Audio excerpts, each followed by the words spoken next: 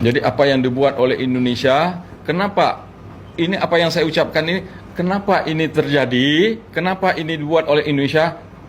Bagusnya ditanyakan kepada pemerintah Indonesia, kenapa ini dibuat untuk Aceh? Kenapa mereka membuat keadaan ini terhadap masyarakat Aceh? Mereka lah yang tahu untuk menjawabnya. Aceh sebetulnya banyak hal yang bisa dilakukan, banyak hal yang mereka tahu melakukan, tapi banyak hal yang tidak boleh mereka lakukan. Kalau mereka lakukan, selalu dicurigai. Selalu dicurigai. Nah, ini pun untuk membawa misalnya makanan dari sini, bukan tak boleh. Artinya bisa saja mereka sewa bot pancung ke sana, takutnya nanti itu tidak sampai ke sana. Tidak sampai ke sana, udah dituduh lagi engkau membawa barang selundup. Padahal ini bantuan yang sangat diperlukan sekarang, menyelamatkan nyawa manusia. Kalau itu tak diistiharkan, saya tidak tahu kenapa apa yang ada dalam benak dia, apa dalam pikiran dia, saya tidak boleh menjawab itu. Namun kalau kita lihat sejarah masa lalu, beberapa tahun yang lalu, Lumpur Lapindo, hanya beberapa desa saja atau kecamatan, itu sudah menjadi bencana nasional. Sementara ini Aceh, bahkan Sumatera tertimpa banjir dengan begitu dahsyatnya, tidak menjadi bencana nasional, itu terpulanglah kepada dia. Kenapa itu tidak diistiharkan? Itu dialah yang boleh menjawab. Saya tidak boleh menjawab. Kenapa itu? Saya tidak tahu. Kenapa menurut dia? Tapi kalau menurut saya, sebetulnya ini sudah lebih dari bencana nasional.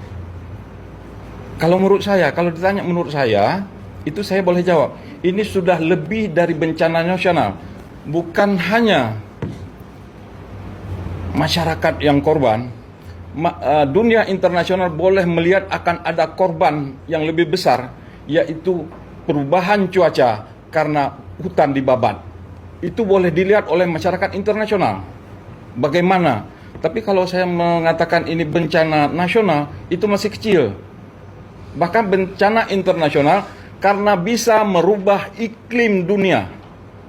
Ini perlu diketahui oleh awak media. Jadi apa yang ada di benak mereka, saya tidak bisa menjawab. Demikian. Jalan runtuh, jalan putus.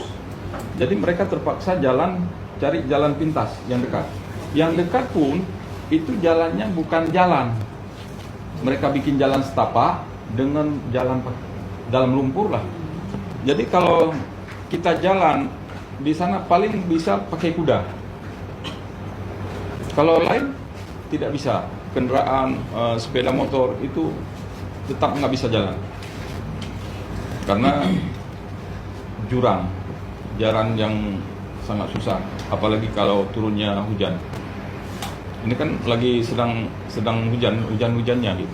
Kalau dilihat helikopter itu hanya membawa kamera, pejabat turun, di shooting, habis itu berangkat. Kan mereka tidak bawa bantuan. Kalaupun mereka bawa bantuan kan dijatuhkan begitu saja. Jadi seperti kawan-kawan media lihat sendiri, seperti apa mereka bagikan. Yang seharusnya namanya pemerintahan disalurkan melalui pemerintah, serahkan kepada masyarakat sesuai dengan prosedur yang ada. Tapi ini prosedur itu pun bagaimana masyarakat mau minta saja harus ada KTP, kartu pengenal, sementara mereka baru selesai banjir. Jangankan kartu pengenal, baju mereka pun tidak ada lagi, sudah dibawa.